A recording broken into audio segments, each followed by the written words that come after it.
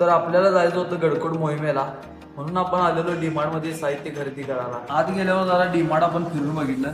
तेवढ्यात भावासनी दिसलं लोणचं, मग काय टाक म्हणलं पिशवीत. तेवढ्यात रितेशने बी टाकलं मेयोनीज पिशवीत. भावांची पहिलीच मोहीम होती आणि दोघं नुसता केक, बिस्किट आणि चॉकलेटच घ्यायला लागलेली.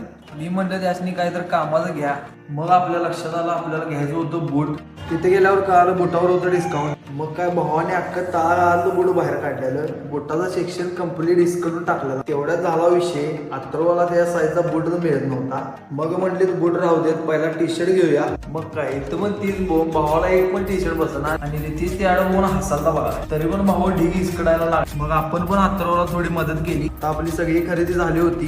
कार्यकर्त्यांनी 4 तास फिरून 4च आयटम घेतली. मग आपण केलं बिल. अथर्वच्या हातातलं बिल बघून साईडची माणसं डोक्याला हात लावाती. अथर्व नुसता बिलाकडे बघून हसतच होता. त्यानंतर आपल्याला घ्यायचा होता फोम वाला. मामा चाललेला दुकान बंद करून. मामासनी